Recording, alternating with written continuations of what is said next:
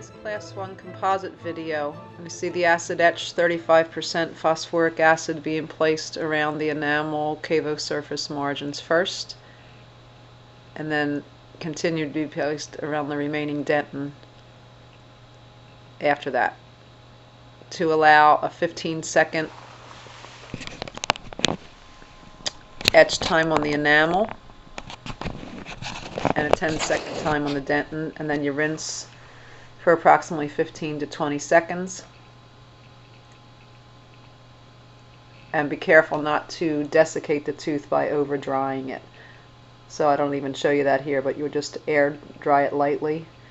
And then this brush shows the application of the prime and bonding agent. In different videos I could show a separate primer, then separate bond, and then a third whole option would be to eliminate this blue etch step altogether if you're using a self-etcher, a one-step, which would be etching, priming, and bonding, all with this application of a little micro brush.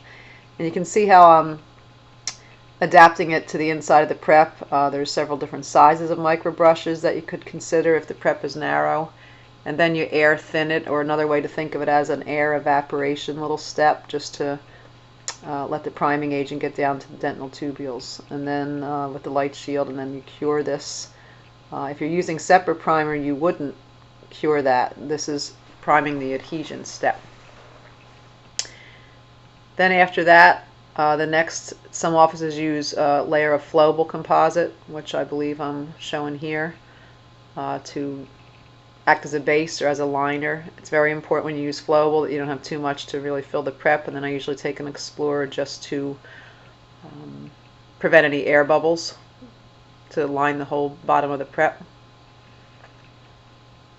And then you usually cure that again for at least 10 seconds, but again, of course, manufacturer's instructions need to be followed there. The next step then is to load the composite into a compule, and all different philosophies here.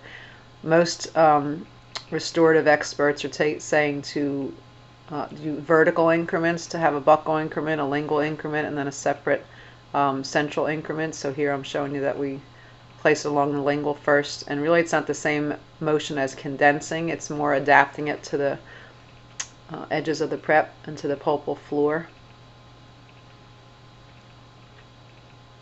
And then curing it for at least 20 seconds, but that's another thing that's really manufacturers' specifications on the light. Some of them are 5-second cures, 20-second cures. You need to know the light you're using, if how many seconds it beeps.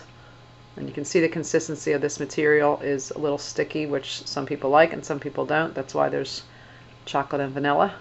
But that's all preference, how filled it is. You can see sometimes a gloved finger just really smooths off the cavo surface. I would never want to condense with that or really show you that, but that's kind of just an industry little tip that you can take, so it kind of adapts it to the cavo surface very well. You just try to recycle as much as you can here. Cure it again. So never done in one increment, no matter how little the prep is.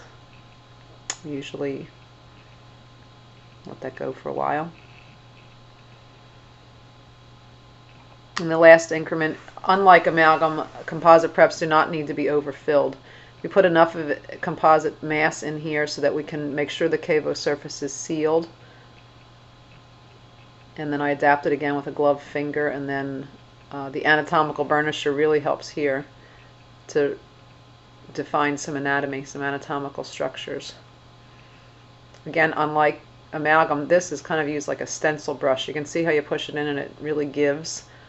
Very doughy, so I try to just get a central fossa and then make sure I wipe off the excess, or it's not going to go anywhere, and wipe up the prep and then remove it with my finger. The design of this acorn burnisher really dents and makes some inclined planes. At the same time, it makes some fossa. So you can see the marginal ridge area there. If you left that there, you'd be finishing it later. So the more you can do with an instrument at this point, the better, especially for a new EFTA. Experienced hands can finish it with a handpiece very easily, but the more you work on this step, the better it will be, because you'll have less finishing to do. So you just check occlusion, close the margins, and polish. But you can see all the excess is coming off of the instrument. You just have to make sure it comes off the instrument before you reapply it back to the tooth.